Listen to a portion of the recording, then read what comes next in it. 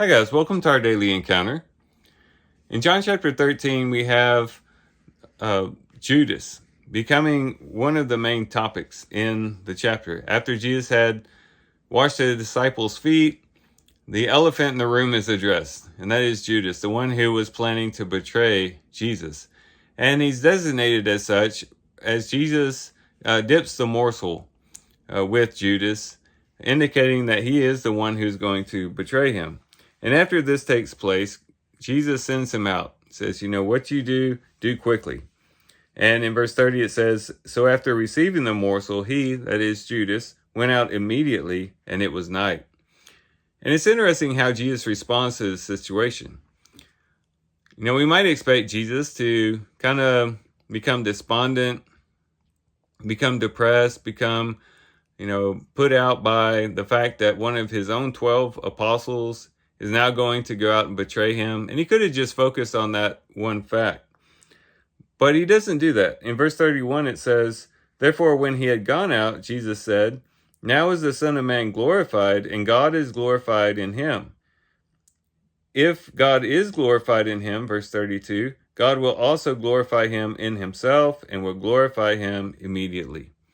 I think this is very inspiring, the way that Jesus responded to this situation. And he didn't focus on the betrayal, but he focused on the glory that would come. It is true that the betrayal of Judas would lead to his very own trial and crucifixion. But it's also true that that betrayal would also lead to glorification. Because beyond the cross would be the resurrection, and beyond the resurrection, the ascension, in which Christ would sit at the right hand of the Father. And so this betrayal, yes, was bad. It was wrong in a lot of ways. But Jesus saw what could be produced out of it, and that is the glory that would come to him.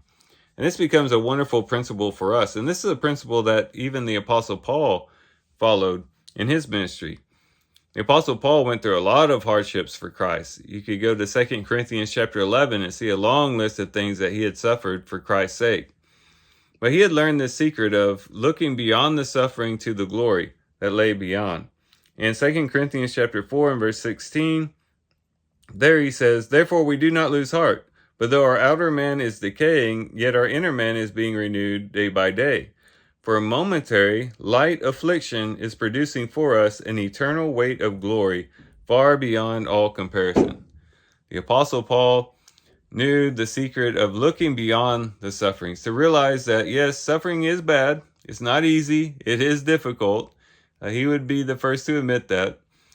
But yet, he didn't just focus on the sufferings and the hardship. He looked beyond it and knew that these various sufferings and hardships were producing for him an eternal weight of glory. And so this short, momentary suffering that he was enduring, that would only last for a few years, a very short amount of time, was there producing for him an eternal weight of glory that would last throughout eternity.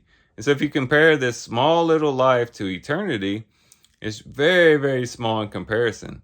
And so when he focused on the eternal weight of glory, he said, I don't lose heart. I don't look to the things that are temporary. I look to the things that are eternal, he would go on to say in the next verse.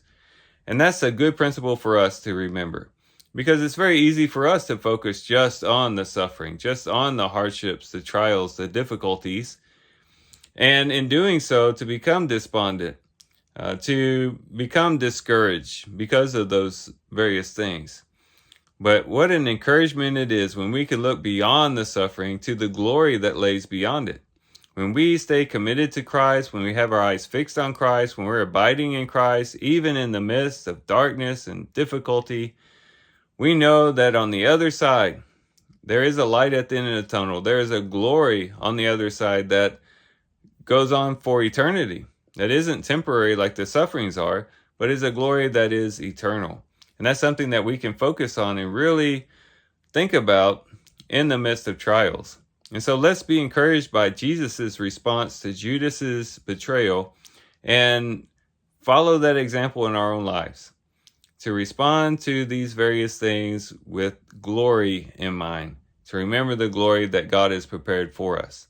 So these are some things we can reflect on and think about as we do our reading today. With that, guys, I do thank you for watching the video today. Hope you guys have a great day. Love you guys. God bless.